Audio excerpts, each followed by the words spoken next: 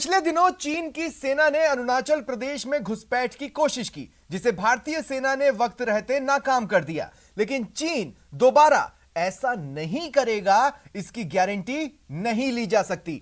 लिहाजा ड्रैगन की साजिशों का जवाब देने के लिए भारत का border road organisation Arunachal Pradesh में एक ऐसी सुरंग बना रहा है जिसका एक सिरा सीधे तिब्बत में खुलता है। 13,000 फीट की ऊंचाई पर बन रही यह सुरंग 2022 में बनकर तैयार हो जाएगी। लेकिन इस सुरंग की खबर से ही बीजिंग में सन्नाटा पसर गया है। एक सुरंग से ड्रैगन क्यों रह गया दंग, जानने के लिए देखिए यह स्पेशल रिपोर्ट।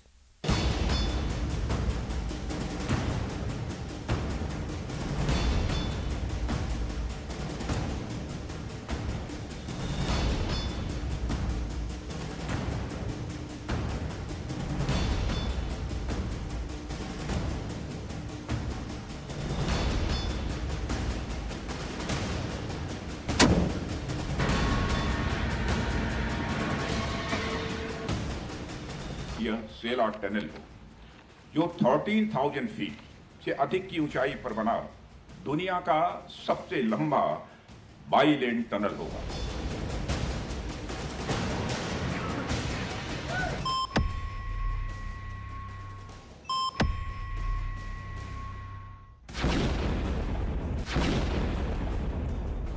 पहाड़ का सीना चीरकर बनाई जा रही ये सुरंग चीन का काल बनने वाली है। बर्फ से ढकी चोटियों के नीचे से होकर गुजरने वाली ये सुरंग चीन की लाल सेना के लिए जी का जंजाल बनने वाली है।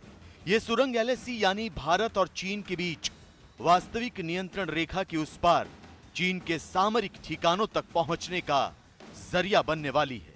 तो शायद यही वजह है कि जैसे ही देश के रक्षा मंत्री राजनाथ सिंह ने डिजिटल माध्यम से विस्फोट कर अरुणाचल प्रदेश में सेला सुरंग के अंतिम चरण के निर्माण कार्य की शुरुआत की, बीजिंग में हड़कंप मच गया।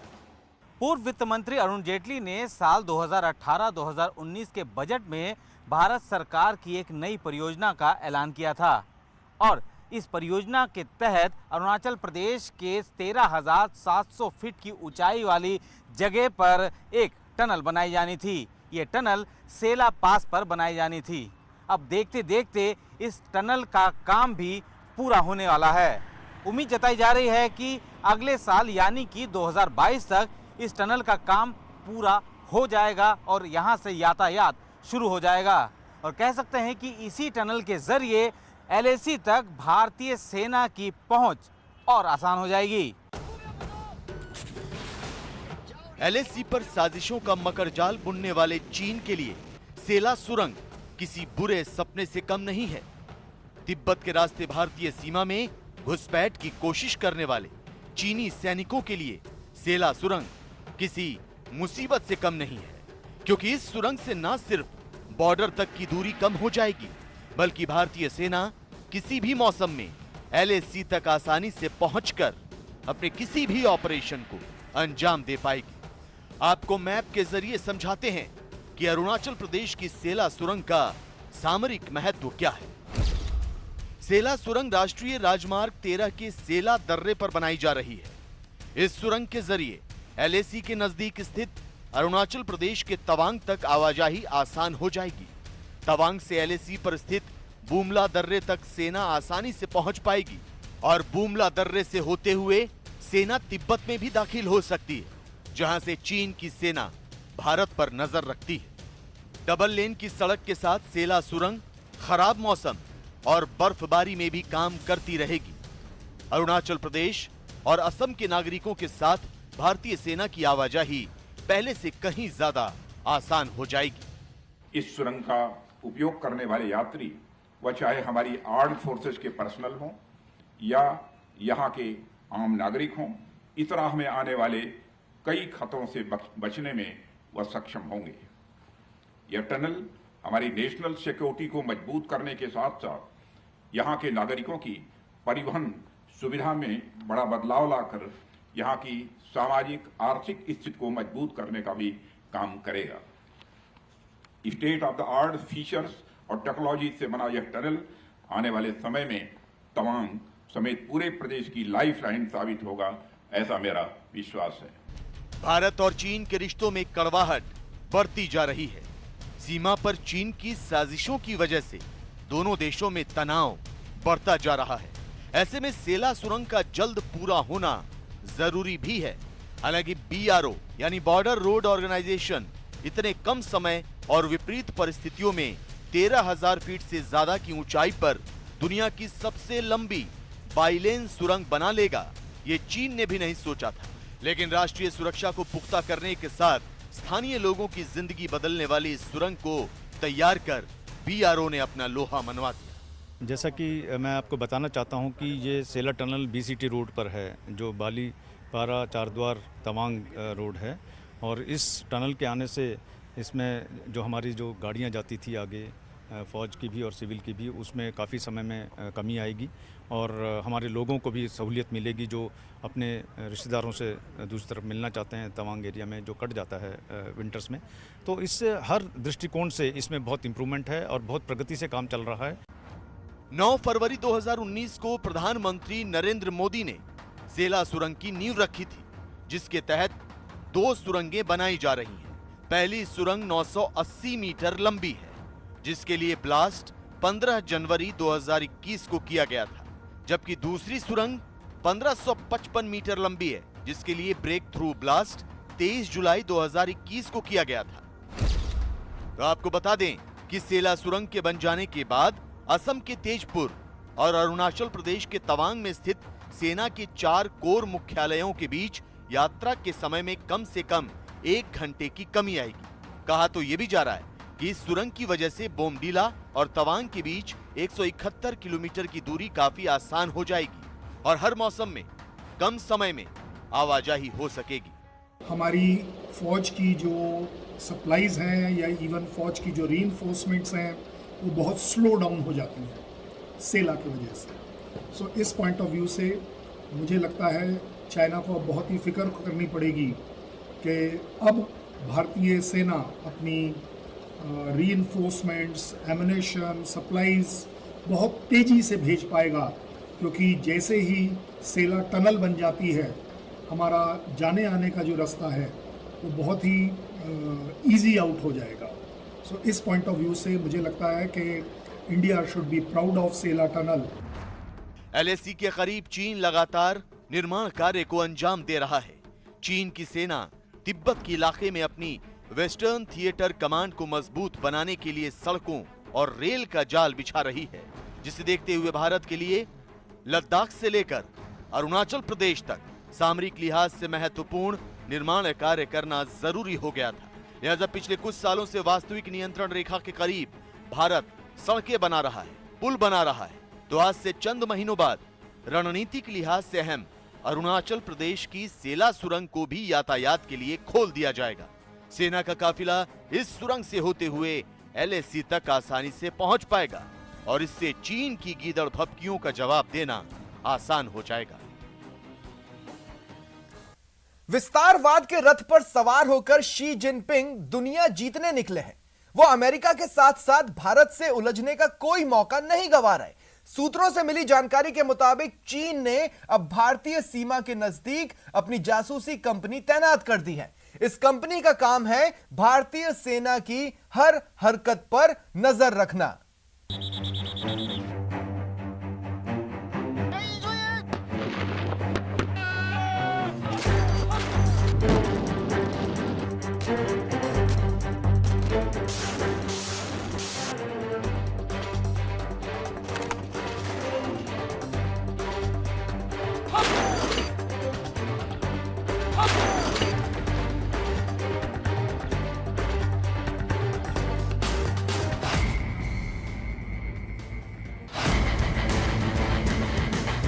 भारत और चीन के बीच सीमा विवाद पर हुई 13वें दौर की सैन्य वार्ता बेनतीजा रही।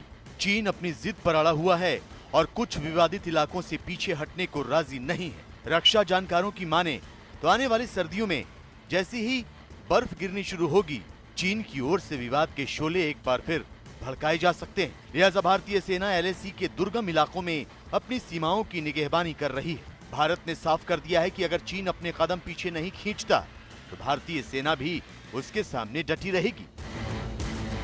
The Chinese have deployed in considerable numbers all across eastern Ladakh, and not only in eastern Ladakh but all across the northern front, right up to our eastern command also. So definitely there has been an increase in their deployment in the forward areas, which remains of course a matter of concern for us.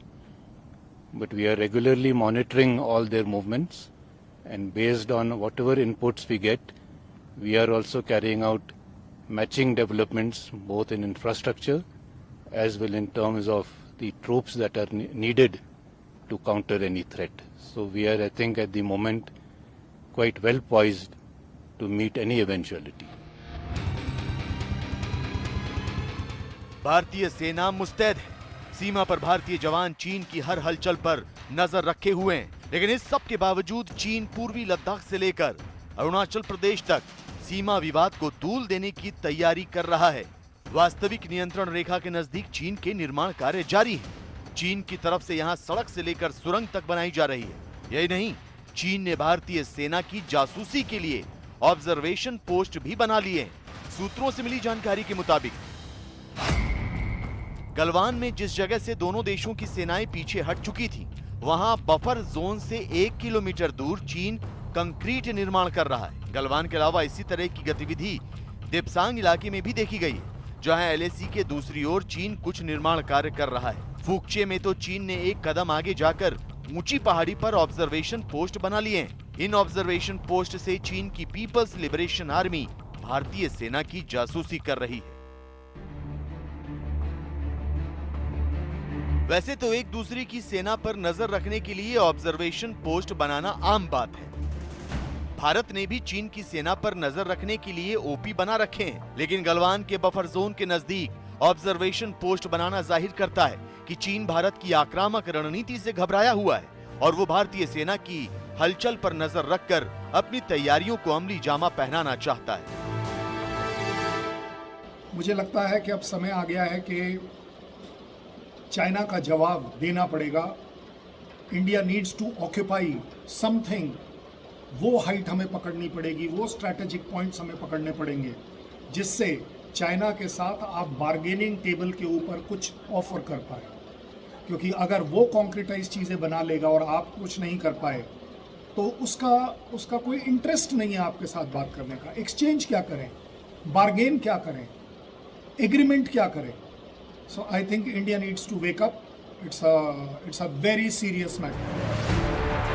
चीन border के करीब तिब्बत के इलाके में न सिर्फ सड़कों और रेल नेटवर्क को मजबूत कर रहा है, ऑब्जर्वेशन पोस्ट बना रहा है, बल्कि कंक्रीट निर्माण के जरिए भारतीय सेना पर मानसिक दबाव बनाने की कोशिश भी कर रहा है। चीन जानबूझकर भारत को उकसा रहा है। तो सूत्रों से मिली जानकारी के मुताबिक पिछले काफी समय से चीन अपनी ताकत को बढ़ाने के लिए तेजी से सेना के लिए आवास का निर्माण भी कर रहा है। खुफिया रिपोर्ट से पता चला है कि पीपल्स लिबरेशन आर्मी ने पूर्वी लद्दाख में कम से कम 8 और उससे आगे की जगहों में अपने सैनिकों के लिए नए मॉड्यूलर कंटेनर आधारित शेल्टर का निर्माण किया है। नए बने हुए सैनिकों के रहने के लिए शेल्टर उत्तर में काराकोरम दर्रे के पास वहाब जिलगा से लेकर पीयू, हॉट स्प्रिंग्स, चांगला, ताशीगोंग, मांजा और चुरूप तक हैं। सेना के रहने के लिए बनाए गए आवास पिछले साल अप्रैल-मई में सैन्य गतिरोध के बाद से बनाए गए उन आवासों के अलावा हैं, जो जाहिर करते हैं कि चीन का भविष्य में फ्रंट लाइन से सैनिकों को हटाने का कोई इरादा नहीं है। चीन बॉर्डर पर शांति नहीं बल्कि अशांति फैलाने के मूड में। कॉन्फ्लिक्ट का एरिया, डिस्प्यूट का एरिया बढ़ा रहे हैं और मुझे लगता है इंडिया को न केवल सतर्क होना चाहिए, बट अब एक उस एक्शन मोड में आना चाहिए, एग्रेसिव एक्शन मोड में आना चाहिए कि वो इस तरह की डेवलपमेंट टॉलरेट ना करे, प्रोटेस्ट करे, वार्ता को चाहे रोकना पड़े तो रोक दे। साथ ही साथ हमें भी अब समय आ गया है कि वो जगह चुननी चाहिए जहाँ पर हम अपना डेवलपमेंट कर पाएँ, जिससे कि इनमें से कोई भी जो चाइनीज़ के ये जो एग्रेसिव स्टेप्स हैं, इनमें से कोई भी सक्सेसफुल ना हो। पूर्वी लद्दाख में वास्तविक नियंत्रण रेखा के पास चीन की साजिशों पर भारत की पैनी नजर है। भारत ने चीन की जासूस कंपनी और सैन्य निर्माण को देखते हुए डेमचोक में 3 से 4 महीने में ही नए नेटवर्क टावर और कम्युनिटी सेंटर का निर्माण कर लिया है। इसके अलावा पूरे लद्दाख में 35 नए टावर लगाए जाने का काम जोरों पर है। पूर्वी लद्दाख के इलाकों, खासतौर पर सीमावर्ती गांवों में लंबे समय से कम्युनिकेशन टावर का नहीं होना सबसे बड़ी समस्या थी, लेकिन अब 2022 तक पूरे इलाके में ज्यादा से ज्यादा टावर लगाए जाएंगे। हाल ही में लद्दाख में 35 नए कम्युनिकेशन टावर लगाने को मंजूरी दी गई थी, जिसमें सबसे ज्यादा 15 टावर पूर्वी लद्दाख में लगाए जाएंगे। इसके अलावा करीब 20 टावर लेह, करगिल, द्रास और दूसरे इलाकों में लगाए जाएंगे। मतलब ये कि चीन की कोई भी चालबाजी भारत से छिपी नहीं रहेगी। लाल सेना की हर मूवमेंट पर भारत की नजर रहेगी।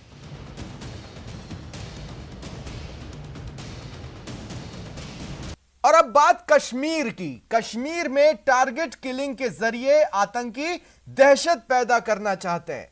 टारगेट किलिंग के जरिए आतंकी विकास के रास्ते में कांटे बिछाना चाहते हैं। वो लगातार हमले कर एक बार फिर वही हालात पैदा करना चाहते हैं जो 90 के दशक में थे, जब लाखों की संख्या में कश्मीरी पंडितों को अपना घर छोड़कर अपने ही देश में शरणार्थी बनना पड़ा था। खबर है कि आतंकियों की सरपरस्ती करने वाली पाक खुफिया एजेंसी ने एक नया प्लान बनाया है। कहा जा रहा है कि आईएसआई ने टारगेट किलिंग के लिए बिहार और यूपी के शार्प शूटर्स के इस्तेमाल की साजिश रची है। आईएसआई ऐसे अपराधियों और शार्प शूटर्स की पहचान में जुटा है जो सिर्फ पैसों की खातिर खूनी जिहाद का हिस्सा बन सकते हैं।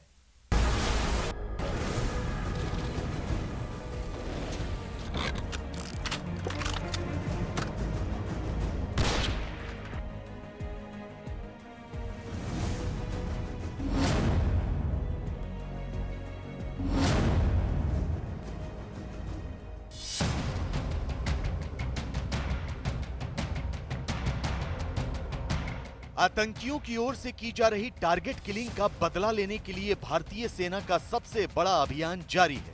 कश्मीर घाटी के घने जंगलों में छिपे आतंकियों को खोज निकालने के लिए सर्च ऑपरेशन चलाया जा रहा है, जबकि कश्मीर के अलग अलग हिस्सों में दहशतगर्दों को ठिकाने लगाने का काम भी तेजी से अंजाम दिया जा रहा है। कहीं टीआरएफ के आतंकी को ढेर किया जा रहा है, तो कहीं जैश ए मोहम्मद के कमांडर को मौत की नींद सुलाया जा रहा है।